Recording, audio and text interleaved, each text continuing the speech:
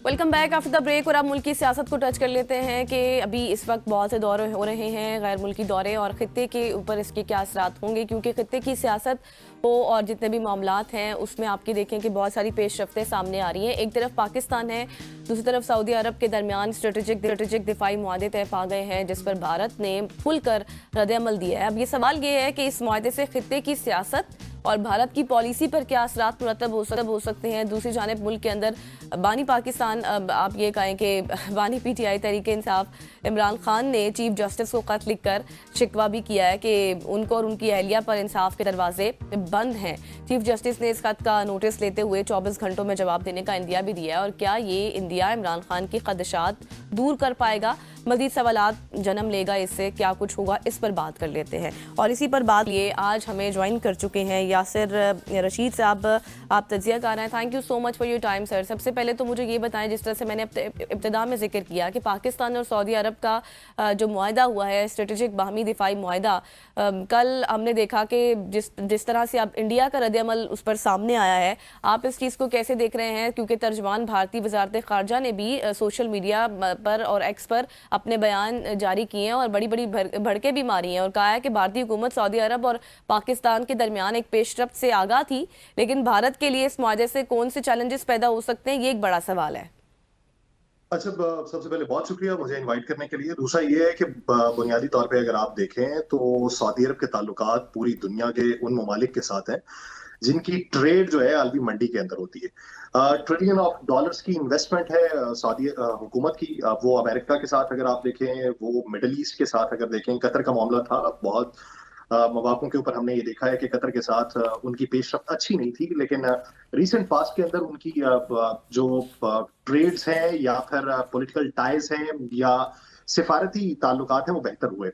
इसी मामले पे भारत की इन्वेस्टमेंट या भारत के साथ बायलैटरल ट्रेड जो है वो सऊदी अरब की अच्छी चलती है। अगर आप देखें माजी के अंदर भी हज और उम्रा के जो जायरीन थे उनके सऊदी अरब जाने पे जो ट्रीटमेंट होती थी वो पाकिस्तान के लिए अलग और भारत के लिए अलग होती थी, क्योंकि वहां से बड़ी तादाद में जाते हैं। ये हकायक की बुनियाद के ऊपर अगर बात की जाए, इस चीज से बालाए ताक रखते हुए कि हमारे सऊदिया के साथ कैसे ताल्लुकात थे। अब इस पूरे मंजरनामे में सबसे बड़ा धचका जो है वो तो लगा है अमेरिका को। अच्छा। अमेरिका को इसलिए लगा है कि अमेरिका की इन्वेस्टमेंट जो थी वो उसके साथ थी और सिक्योरिटी अश्योरेंस जो है वो सऊदी अरब को अमेरिका ने दे रखी थी। बिल्कुल। अब इसी मामले पे पाकिस्तान के साथ अगर उसके ताल्लुकात बढ़ते हैं सऊदी अरब के, और फिर तारीख में पहली बार अगर ये जुमले का इस्तेमाल हो कि पाकिस्तान पे होने वाला या किसी भी एक मुल्क पे होने वाला हमला दूसरे मुल्क पे हमला तस्वुर किया जाएगा, ये बुनियादी तौर पे 8 दहाइयों में पहली बार ये पहली जुमला बार। मंजर आम पे आया। और पाकिस्तान के साथ कशीदगी तो भारत की चल रही है, उनका ऑपरेशन सिंदूर अभी तक जारी हो सारी है पार्लियामान के अंदर भी। और अगर उनके जनूबी इलाकों में देख लें तो वहां पर भी अभी भी इसकी तरवीज हो रही है कि हमारा ऑपरेशन सिंदूर जारी है, हम किसी भी वक्त जवाब देंगे। हाँ। अब ऐसे वक्त में सऊदी अरब के साथ पाकिस्तान के दिफाई और स्ट्रेटेजिक ताल्लुकात बढ़ जाते हैं और बाकायदा एक मुआहिदे की शक्ल इख्तियार कर जाते हैं, तो एक बहुत बड़ा धचका भारत के लिए है। और ऐसे दिनों में कि जब ये इत्तेहाद बना है, ये इत्तेहाद बना है इसराइल के तनाजुर में। इसराइल ने जो मिडल ईस्ट के अंदर कार्रवाई की है दोहा में, ये उस तनाजुर में बढ़ा है। और इसराइल के साथ भारत के ताल्लुकात बहुत अच्छे हैं। जिस तरीके से आपने ये देखा होगा कि कल के और परसों के दिन में जब नरेंद्र मोदी की बर्थडे पे विश किया गया बेंजामिन नेतन्याहू की जानिब से, और जिस तरह हाँ। उसने कहा आप मेरे भाई हैं, हम आगे के ताल्लुकात इस तरीके से बढ़ाएंगे कि दुनिया देखेगी, तो बिल्कुल। इस ज़मन के अंदर बहुत बड़ा धचका है भारत को। अभी धचके और लगेंगे जब मिडल ईस्ट की पोजीशन और चेंज होगी, क्योंकि ये बात और ये खबर सबसे पहले करानी थी लेकिन कतर से पहले सऊदी अरब से आ गई है। तो आपको नेटो के मुकाबले में एक इत्तेहाद बनता दिखाई देगा जिसमें पाकिस्तान की पोजीशन पे होगा बिल्कुल। बिला शुबा अच्छा भारत यासिर, के जिस तरह लिए से आपने अचंभे से। कहा कि एक बहुत झटका भारत के लिए है और यकीनी तौर पर है, और जिस तरह से उन्होंने विश के टाइम भी बातचीत की, अब आप जिस तरह से बात कर रहे हैं कि सिर्फ ये पहले खबर आनी थी कतर से लेकिन आई सऊदीया से, कल भी इस हवाले से हम बात कर रहे थे, अभी बहुत सी कंट्रीज इसमें शामिल होंगे, लेकिन आपको क्या लगता है कि इस पेशरफ्त के बाद भारत अब सऊदी अरब के साथ अपनी पॉलिसी में कोई तब्दीली कर सकता है? अच्छा, अगर हकाइक के एतबार से देखा जाए तो फिर इसमें दो चार चीजें होती हैं, अच्छा। क्योंकि हर मुल्क का ताल्लुक अगर किसी से है तो वो माशी ताल्लुकात भी होते हैं। आपकी मंडी बहुत बड़ी होती है। अगर आप ये देखें कि बराह रास्त मुझको टारगेट नहीं किया गया, तो आप उससे अपने ताल्लुकात को बैकफुट पे नहीं लेके आते। भारत की मंडी देखें तो भारत की मंडी वसीतर है। अमेरिका इस वक्त भारत के मुखालिफ है, टैरिफ उसने आयद किए हुए हैं। लेकिन भारत सऊदी अरब से ताल्लुकात तब तक खराब नहीं करेगा जब तक बराह रास्त भारत को ये अंदेशा ना हो कि वो मुश्किल में आ सकता है, या जब तक ये कह लें कि पाकिस्तान को टारगेट नहीं किया जाता भारत की तरफ से, तब तक भारत अपने ताल्लुकात को खराब नहीं करेगा सऊदी अरब के साथ। लेकिन मीनवाइल भारत के लिए एक एडवांटेज वाला मौका बन चुका है, क्योंकि अमेरिका को ये मालूम है कि अमेरिका के जो एलाइज थे, एलाइज अगर मिडल ईस्ट में देखी जाए तो सबसे बड़ी उनकी फौजी बेस मिडल ईस्ट के अंदर मौजूद है। वहां पे चाहे 10,000 के करीब फौजी हो, 18,000 के करीब हो, या 3,000 के करीब भी फौजी हो, उनकी ताकत का इस्तार है मिडल ईस्ट में। सबसे बड़ा धचका उधर लगा, और फिर बाद में जो ट्रेड उनकी दिफाई तौर के ऊपर है वो सऊदी अरब के साथ थी। अब उसको कोई ना कोई तो चाहिए इस खत्ते के अंदर, उसका एयरलाइन।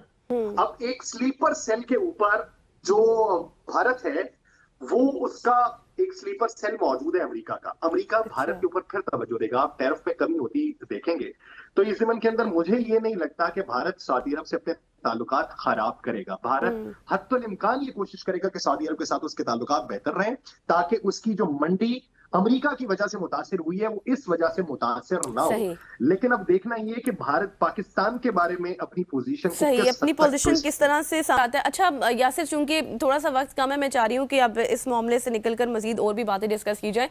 मुझे थोड़ा सा ये भी बताइएगा कि अभी इमरान खान ने चीफ जस्टिस साहब को भी खत लिखा है, और खत में उन्होंने ये कहा है, जिस तरह से उनका मौकिफ है, दावा किया है कि उनकी जो अहलिया हैं उन पर और उनकी अहलिया पर इंसाफ के दरवाजे बंद है। आप इस पेशरफ्त को कैसे देख रहे हैं? अच्छा, खबर बड़ी है, बहुत सारे मौकों पे जो है इस खबर को हवा भी मिलता, लेकिन ये जो मौका है ना, ये मौका इन तमाम खबरों को पसे पुश ले जाएगा। उनके कंसर्न्स जेन्युइन हो सकते हैं, कितने जेन्युइन है कितने नॉन जेन्युइन है ये अदालत देखेगी, या फिर वो लोग देखेंगे जो बाइख्तियार है। लेकिन इस वक्त में ये खबर पसे पुश्त आपको जाती हुई दिखाई देगी। इसके ऊपर ना कोई एक्शन होगा, ना कोई ताजीबी कार्रवाई होगी, ना इसको कोई इंपॉर्टेंस दी जाएगी, क्योंकि पाकिस्तान के बारे में बहुत सारे लोगों को मामूल की बात ये लगती होगी कि सऊदी अरब के साथ ऐसे दिफाई ताल्लुकात जो है माजी में भी थे, अब भी हो गए हैं, तो क्या बना। माजी में राहील शरीफ साहब को कमान सौंपी गई थी, अब अगर पाकिस्तान को हिफाजत की जिम्मेदारी सौंप दी गई है तो क्या हुआ। आने वाले दिनों में मैं आपको ये गारंटी से बात कर सकता हूं कि पाकिस्तान में पॉलिटिकल खबर या कोई भी तहफ्फुजात पे मबनी कोई तहरीर या एलामिया वो मेन स्ट्रीम मीडिया की जीनत नहीं बनेगा फिलहाल। एक हफ्ता 10 दिन लेकिन इस यासिर मुझे ये भी बताएं कि क्योंकि ये चीज इंपॉर्टेंट इसलिए भी लग रही है क्योंकि चीफ जस्टिस ने कहा है कि 24 घंटों में वो जवाब देंगे, क्यों तो उनका ये इंदिया कितना अहम है, क्योंकि लगता है कि शायद कुछ खदशात दूर हो जाए, कुछ हलकों में ऐसी बातें भी हो रही हैं। मैं फिर अपनी बात वही दोहराता हूँ कि खदशात उनको जो 2 साल से थे, खदशात मुस्तकबिल में और बढ़ेंगे। अच्छा, ये 2-3 दिन पहले जो एपिसोड हुआ है अडयाला जेल के अंदर, उस एपिसोड पे बहुत सारे दूसरे हलकों में भी कुछ बातें गूंज रही हैं कि अगर इस तरह की पोजीशन हो चुकी है और इस तरह का रिटेलिएट वाला मंजरनामा उभर सकता है, तो इस पे हमें क्या लाइन ऑफ एक्शन जो है वो तरतीब देना है। अब वो लाइन ऑफ एक्शन अभी फिल वक्त तरतीब नहीं दिया जा सकता, ये बहुत बड़ी डेवलपमेंट है इन दिनों में। तो चीफ जस्टिस साहब जवाब दे दें, जवाब माजी में भी दिए गए थे और जवाब उस चीफ जस्टिस की तरफ से भी दिए गए थे जिसके जवाब के ऊपर इत्मीनान होना चाहिए था। लेकिन अगर तब इत्मीनान नहीं मिल सका तो राहत अब भी नहीं मिलनी है। मीठी गोली है, मीठी गोली का नतीजा जो है वो होम्योपैथिक निकलता है। आराम आए ना आए, साइड इफेक्ट उसका कोई नहीं होगा। तो ये वैसी ही चीज है। देखिए कि इसके नताइज क्या निकलते हैं, लेकिन मुझे फिल वक्त इसके कुछ पॉजिटिव नताइज निकलते हुए दिखाई नहीं देते। एक ऐसे वक्त में भी कि जब इस एग्रीमेंट पे बाहर जो क़यादत मौजूद है वो भी मुतफर्रिक आरा अपने अंदर रखती है कि क्या इसको इंडोर्स करना है या नहीं करना है। तो जब मुतफर्रिक आरा वहां पे पाई जा रही है, खान साहब की तरफ से भी अभी तक मुकम्मल खामोशी है इस पूरे मामले के ऊपर। खान साहब अगर इस मामले पे ना बोले या इसे मतलब आपको कोई इस हवाले से अभी बड़ी पेशरफ्त नजर नहीं आती है। ज़ाहिरा अभी एक मामलात अलग चल रहे हैं, यहाँ पर इनके अपने कुछ स्टंट्स चल रहे हैं। Thank you so much Yasir, आप हमारे साथ मौजूद थे और बात कर रहे थे जो कुछ इस वक्त सूरत हाल मुल्की सियासत में चल रही है। यहाँ पर लेंगे एक ब्रेक और ब्रेक के बाद वापस आएंगे। Stay with us.